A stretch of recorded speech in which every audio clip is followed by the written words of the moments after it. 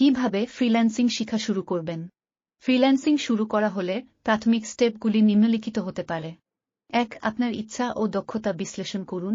প্রথমে আপনার পছন্দের ক্ষেত্র সিলেক্ট করুন, যেমন web development, graphics design, script লেখা, ডিজিটাল মার্কেটিং লেখা ইত্যাদি।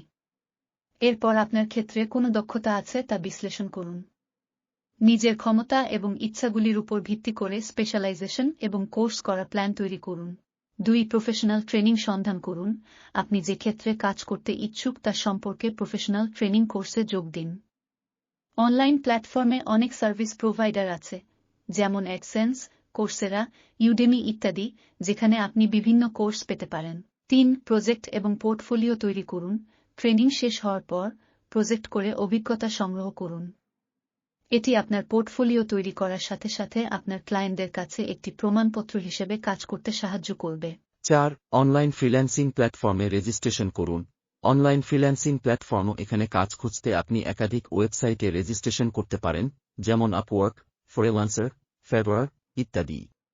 প্ল্যাটফর্মে সাইন আপ করে প্রোফাইল সম্পন্ন করুন এবং আপনার দক্ষতা, অভিজ্ঞতা এবং সামাজিক প্রমাণপত্রের মাধ্যমে ক্লায়েন্টদের আপনার যোগ্যতা প্রদর্শন করুন। ৫. ক্লায়েন্টদের সাথে সংযোগ করুন। প্রোফাইল সম্পন্ন হওয়ার পর আপনি অনলাইন ফ্রিল্যান্সিং প্ল্যাটফর্মে ক্লায়েন্টদের সাথে যোগাযোগ করতে শুরু করতে পারেন। আপনার দক্ষতা এবং উপলব্ধি বিবরণ করা থাকলে ক্লায়েন্টরা সাধারণভাবে আপনার সাথে যোগাযোগ করতে ইচ্ছুক হবে। প্রথমে সময় নিতে পারে কিছু কঠিনতা, তবুও ধৈর্যশীল থাকা গুরুত্বপূর্ণ। ক্লায়েন্টদের প্রপোজাল জমা দেওয়া, উদ্যোগ নেওয়া এবং গুণগত কাজ প্রদান করা আপনার ক্যারিয়ার উন্নতির জন্য গুরুত্বপূর্ণ।